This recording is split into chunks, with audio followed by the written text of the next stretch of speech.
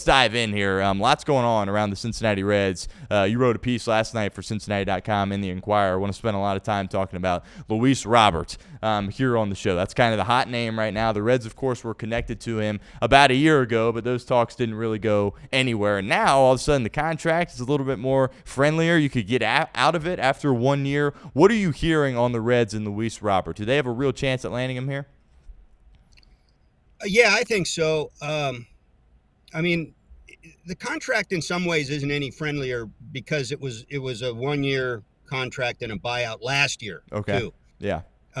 One of the differences, there's a couple big differences here from a Red standpoint. One, the White Sox are, I think, much more incentivized to pay this thing down, and if they can pick up half of it, half of the $20 million that he's owed this year, you start to think you might be able to squeeze that into a tight payroll budget. And then from the Reds standpoint, they went after Kyle Schwarber, which was, I think, by all accounts, the ideal fit for this team, a team that has so much starting pitching, coming off a playoff run, and really just needs that one big bat in the middle of the lineup. Anything else that you would improve with the lineup is around the edges of the hitting and maybe fielding. Well, this guy's also a Gold Glove center fielder, so he's going to upgrade this is all contingent upon him staying on the field, of course, because he's had injury history. So there's a fit here for the baseball player that might be sort of more worth the risk this year than maybe it was last year because of what's available, what you didn't get done with Schwarber, where you are now, knowing what Francona did for this team in the first year, getting to the playoffs, and he's got a ceiling like few guys who are available out there. And when you talk about the short-term commitment that might come in at closer to $10 million than $20 million, then it starts to, then you just can't find that ceiling anywhere else out there in the marketplace. And that's what becomes so enticing for this team at this place. What I've been told is there had been an offer earlier in the offseason from the Reds that the White Sox needed another player thrown into the mix. I don't know yet who the exact players were. And where they stand on it now. I know that they continue to talk. I think it could be done. One source told me that it could be done as soon as this week if it gets done. Now, okay, sure, whatever. Yeah. Or not, and it gets, and it goes another 2 weeks, so you take those kind of things for what it's worth. But it does suggest to me, at least, that there's some serious discussions going on here. You mentioned a potential package in your piece last night as well, throughout guys like Chase Petty and Brandon Williamson. Well, I mentioned names. I wasn't trying to suggest that this guy or any of these guys. Yeah, but in your opinion, what do you think a potential package could look like? Because you look at Luis Robert, he's got that high ceiling, as you mentioned, but you kind of look at he's hovering around 220, batting average-wise, hasn't been able to stay on the field certainly as well. So in your opinion, what could a potential package look like? Yeah, I mean, it's a risk. Look, there were a lot of people that were surprised they picked up the $20 million option on him. And as soon as they did, you knew that this was all about a trade scenario at this point. And a lot of people thought, well, maybe they take him into the season and hope that he gets off to a good enough start. You can move him, keep him healthy, puts up some numbers, move him at the deadline. You get some value out of picking up that option, and you get it mitigated because it's prorated. Yeah. By the time somebody picks him up with a third left in the season. Now, we knew they were going to shop him. We just didn't know what the marketplace might be. So if he's still a risk. So if as a $10 million player, he's less of a risk. But now I've also got to give up players to get him. How many players am I going to give up? I'm not going to give up a premium for this guy because there's just as much likelihood that he plays 100 games as 140 games. In fact, his track record would suggest it's a higher likelihood. And on top of that, he hit 220-something each of the last 2 years. Right. He showed some power when he did hit. but like he always has. But what guarantee is there that they don't get the same thing he's done the last 2 years? Hits 220, plays 100 games. That's not a $10 million player to the Reds, certainly not at the cost of high-value prospects or a big package. But there are guys at the end of their pitching depth. There are guys like Chase Petty got a debut last year. He was a highly regarded prospect. I think despite his struggles when he came up in those 2 starts, or those 2 appearances, I can't remember if they were both starts, that he still has a bright potential future. He might be a guy. Julian Aguilar, coming off Tommy John surgery, he got a debut a couple of years ago because there was a great need, and a lot of guys were getting churned through that rotation at the end of the year. So there might not be a place for him. Yeah. If Chase Burns pays off, if Rhett Lauder's back, they've already got 4 or 5 guys that they carry over from last year's rotation. So he may not have a place. Maybe he's a guy that he gets something out of a trade like that. The Reds get something back that they can use now. Those are the types of things. Like, if it's going to take more than one guy, but you're not going to give up in all likelihood Alfredo Duno, who's the hot catcher at A-ball, or certainly Sal Stewart's off limits. But there might be a way to put a package together that doesn't really hurt. The Reds have some good players in the system, and if you're going against the Mets, what the Mets can offer is to pick up more of the money, if not all of the money. Right. And the Mets are the other team that I'm hearing is talking to the White Sox. But you can beat them on the prospects, and really, where the White Sox sit right now, it's not as important to them that somebody picks up the entire contract. They wouldn't have, if that were the case, they just wouldn't have picked up the option. This is about they're trying to get somewhere in the next couple of years. So you should be able to beat the Mets on the package you can offer if you want this guy. You mentioned the White Sox, good chance that they would pay some of his salary. Can you explain that a little bit? Do you believe that they will pay close to half of his salary if it comes to that? Oh, yeah. Yeah. I mean, they just they're sitting in a position of their projected salary is pretty low right now, even after signing the guy from Japan, the power hitter from Japan, 2-year, $34 million deal. They don't have a lot on the books. They got Benintendi falling off the books, I think, after this year. He's the highest paid free agent they've ever spent on, and he's a $15 million a year guy. I don't know if it's backloaded and he gets more this year or not.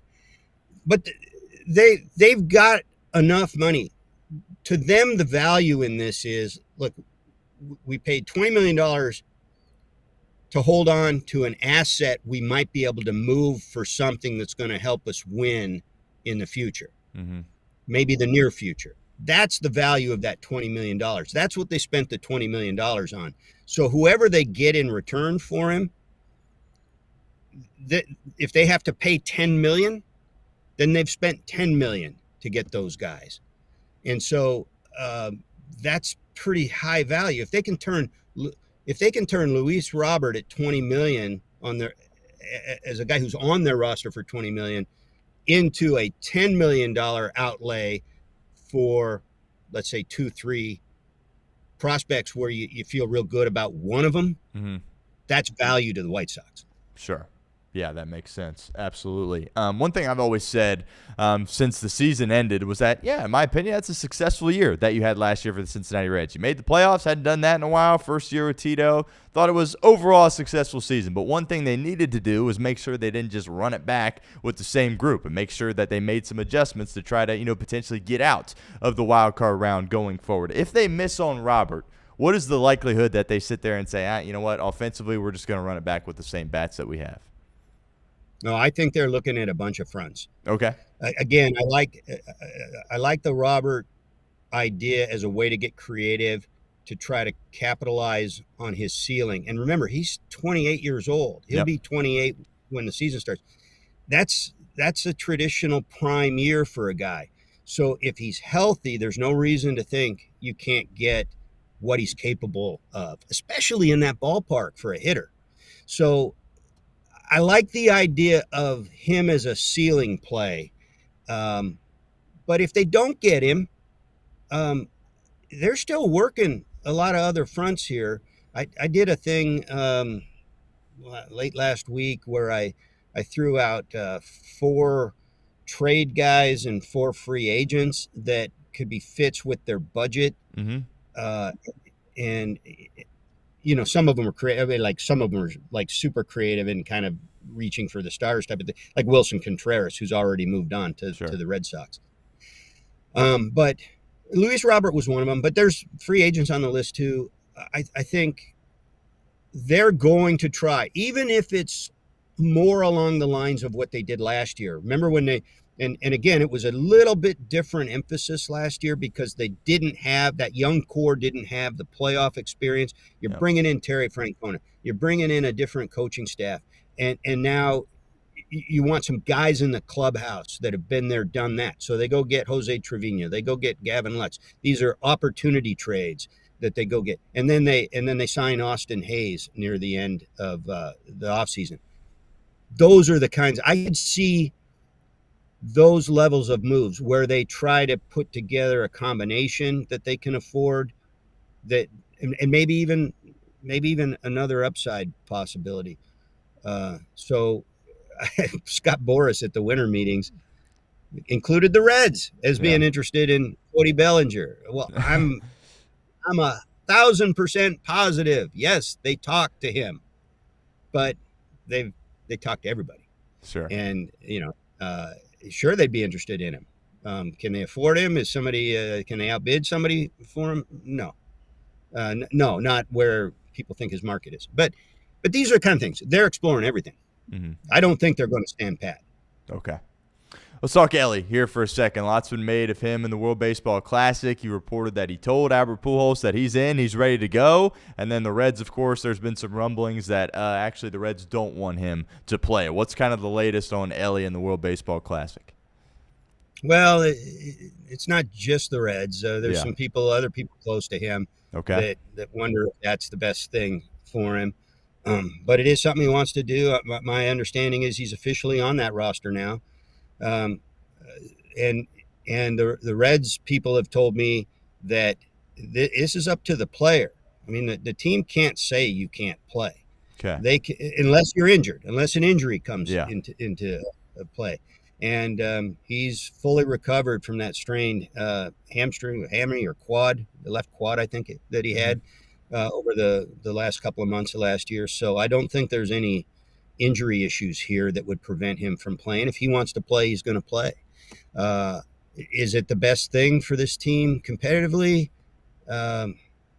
We can debate that. You want to go get a beer and talk about that? I mean, we could talk because there's two sides to it. I mean, he's going to be motivated to represent his country. Yeah. It'll be a first opportunity for him to do that.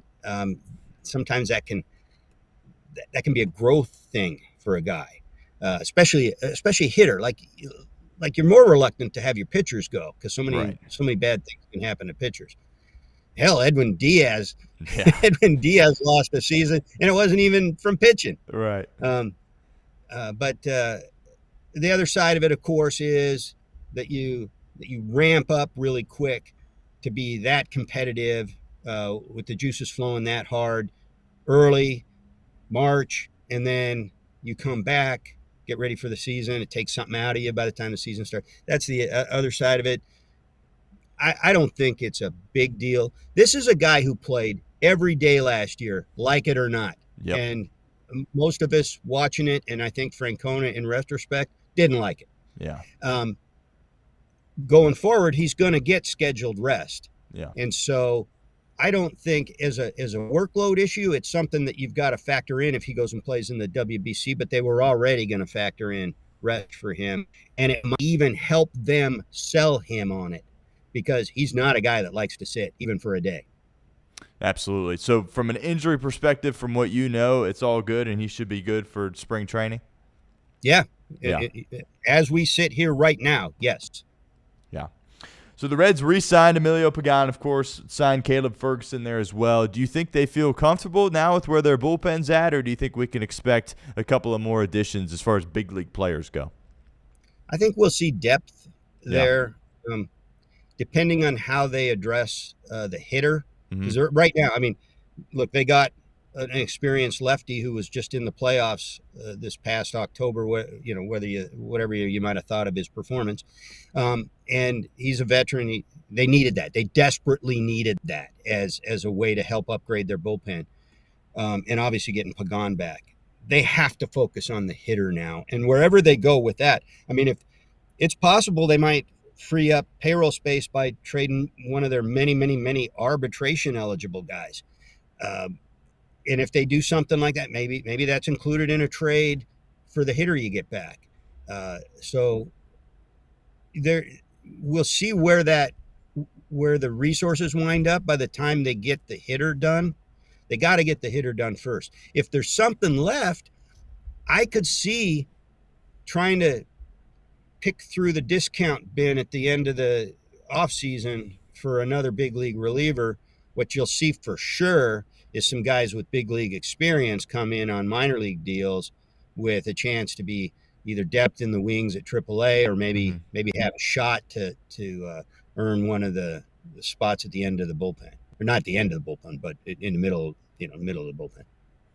Sure. Real quickly on Kyle Schwarber, obviously the Reds missed on Kyle Schwarber. I kind of expected, just kind of the history of the Reds, really just Cincinnati sports, that the offer that they would give him would be kind of embarrassing or borderline disrespectful. But I'm looking at this offer, I'm like, for a DH, that's great. That's more than fair. It honestly shocked me that they gave him that kind of offer. Do you think there was a real chance that they could have landed him? Was Schwarber actually thinking about this? I know he met with ownership in the front office. You think he was just going through the motions, or was there a real world where he was going to sign here in Cincinnati? I've known Kyle Schwarber as a baseball writer covers a player since he was drafted. Yep. I covered the Cubs when he got drafted. He's been, in my experience, the same person from day one to what he is now, and he is extremely highly regarded in the game for as a teammate, as a clubhouse guy, for his integrity. I don't think he's playing anybody. Yeah. What I do think was the case was, if anybody was going to get him who wasn't the Phillies, it might have been the Reds. Yeah. I don't know where else would have been attractive to him to go. I do know that these guys he's 32, so he's coming up on this. He got the 4-year deal with the Phillies. That was his first free agent contract, multi-year. And then, so this was his last shot at free agency, to see if he wants to go somewhere, to see what's out there, to maybe get a bigger contract than he did last time. And he was a hot commodity.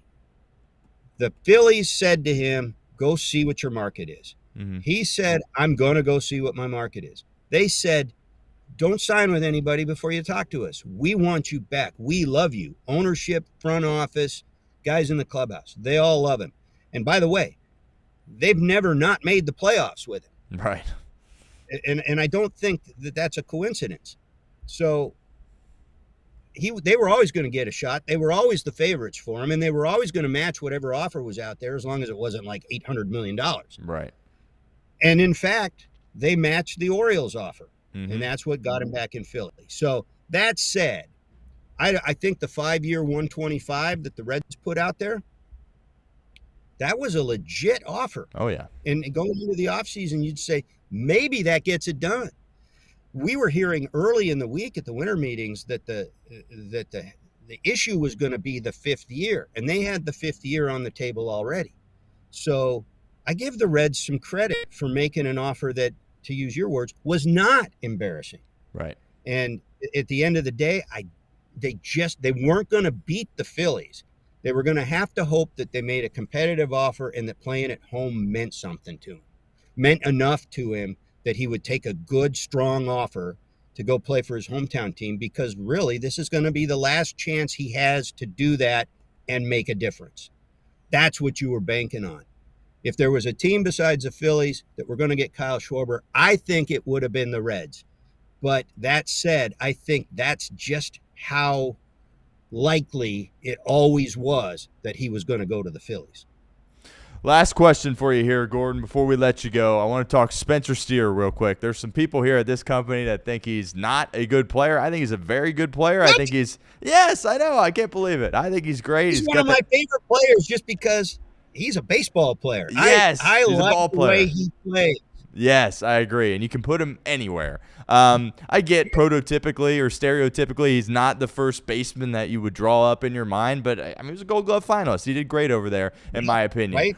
Where do you think the Reds would like him to play, and how does that factor into Sal Stewart, of course, who hasn't really found that spot where he's comfortable defensively? Of course, the Reds wanted to put him in the lineup in the postseason to have his bat in there, but you always were a little bit worried about, okay, where are you going to put him on defense, and how is that going to affect the team? How is the team going to manage those two guys defensively in 26?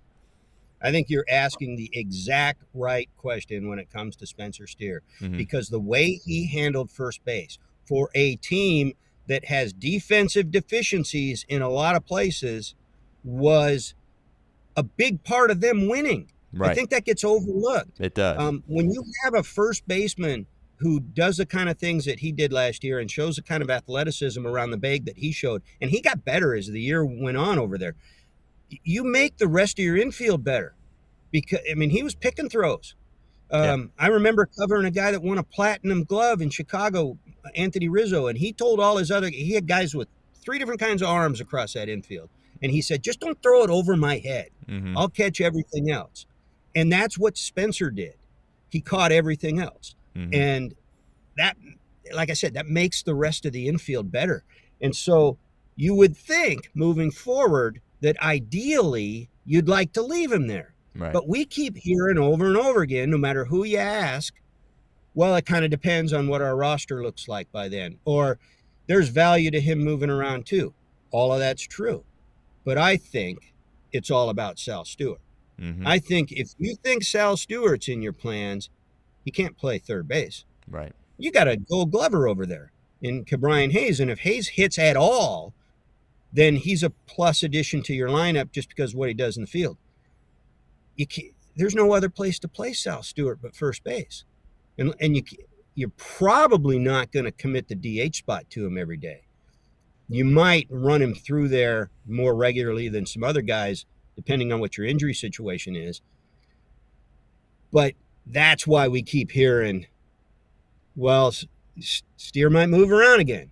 Well, because if you've got Sal Stewart in your plans, where the hell else is he going to play? Yeah. I hear you. Yeah, I think it's a great question. It'll be fascinating to see how the Reds tackle it here in spring training and, of course, into the year there as well. Gordon, I appreciate the heck out of you making some time here. Why don't you let everybody know what you got going on at the Inquirer, Cincinnati.com, and, of course, where we can find you on social media. Look for me at GWMLB, and I should have another story or two coming out in the next few days or a week, not even counting any breaking news. Yeah, so, awesome. Well, thank you so much for making some time here on Christmas week. That was great insight. We appreciate you, and would love to do it again sometime, man. Thank you. Merry Christmas. You got it. Thanks for having me on. Of course. Merry Christmas.